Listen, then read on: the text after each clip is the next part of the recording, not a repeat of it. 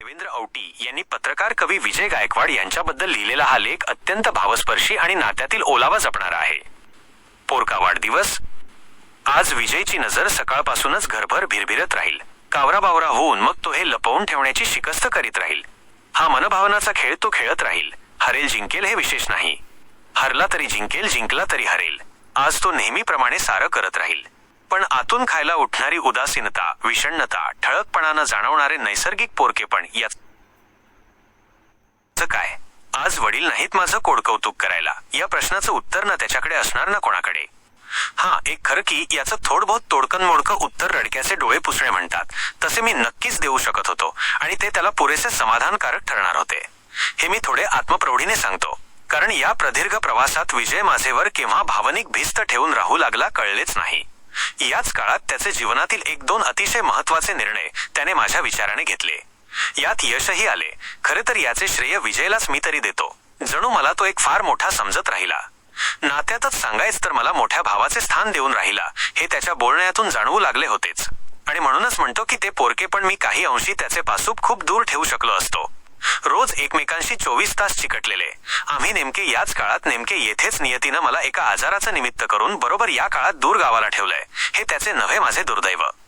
अनेक वर्षे झाली एका निमित्ताने अगदीच कोवळ्या पोरवयात सहज माझ्याकडे आलेल्या या पोराचे एका सर्व बाजूंनी परिपक्व व मी म्हणणाऱ्या विविध क्षेत्रातील दिग्गजांनी त्याचेकडे अवघड प्रसंगी सल्ला मागावा येतपर्यंत चौफेर अनुभवसिद्ध संपन्नता याने प्राप्त केली. तो सारा कालखंड माझ्या डोळ्यात देखत घडत राहिला. आम्ही वैद्यकीय क्षेत्रातील डॉक्टरांच्या नामावतांच्या घरगुती भेटीगाठी, विविध कामे, साहित्यिक सांस्कृतिक उपक्रम राबवत राहिलो. सिव्हिल हॉस्पिटल, मेडिकल कॉलेज आमचं जणू रोजचं भेटणे, पुढचे नियोजन ठरवण्याचं जणू मध्यवर्ती केंद्रच झालं. आणि विशेष म्हणजे हे हा म्हणता सर्वांना माहीत झाले. तेथे गर्दी होऊ लागली. माझी 35 वर्षांची पेशंट सेवा आणि त्यातही भर पडत गेली. एक वेगळंच वातावरण वर्तुळ तयार होऊन राहिलं. मग त्यात किरण, परशुराम, सुरेश, विकास डॉक्टर, प्रमोद कसबे, विक्रमदादा डॉक्टर, फडकुले सर, साखरीजी अशा समविचारी, संवेदनशील, उत्साही मित्रांची भर पडत गेली. अरे मित्रांनो, कुठे आहात? आपल्या विजयचा वाढदिवस नाही का? चला, शुभेच्छा द्या त्याला.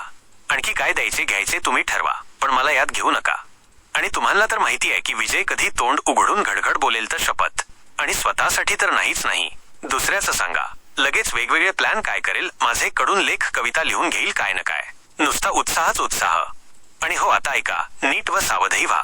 तसे तर हे तुम्हाला माहितीच आहे की आपले अण्णा म्हणजे विजयच्या वडिलांचे नुकतेच निधन झालेले आहे आणि या अवघड पार्श्वभूमीवर आलेला पहिलाच वाढदिवस वडिलांविना आलेला आहे. म्हणून पोरका वाढदिवस हे शीर्षक का दिले याचं उत्तर तुम्हाला मिळालं असेल.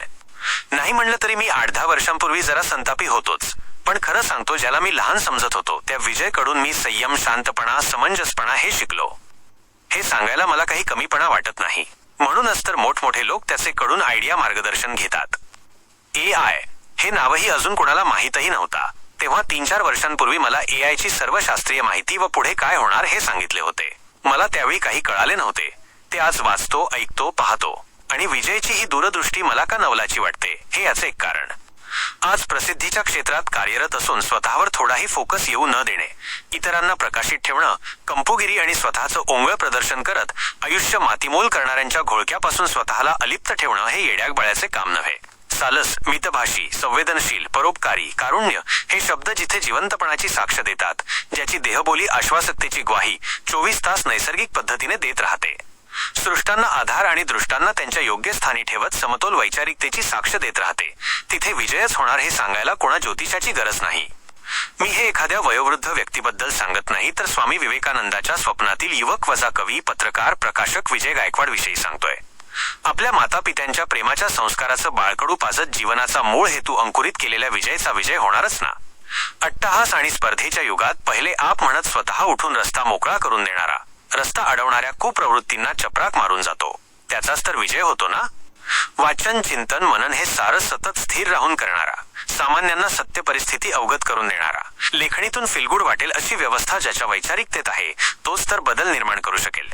हे सारं एक उच्च विद्या विभूषित असणारा, पत्रकारितेचे, नैतिकतेचे अधिकृत शिक्षण घेऊन सरळ मार्गाने जागृती करीत निघालेला युवक, त्याला बळ द्यायला पुढे आली सौ रेणुका आणि ते बळ आणखी वाढावं या विचारानं नियतीने मग या वीराला वीरेन द्यायचं ठरवलं. विजय, तू कुणाला नाव ठेवू नको, कारण तू आमचा दिव्य मराठी विचारांचा विजय आहेस. श्रीयुत विजय गायकवाड यांना वाढदिवसानिमित्त मनापासून शुभेच्छा. आवटी यांनी पत्रकार कवी विजय गायकवाड यांच्याबद्दल लिहिलेला हा लेख अत्यंत भावस्पर्शी आणि नात्यातील ओलावा जपणारा आहे.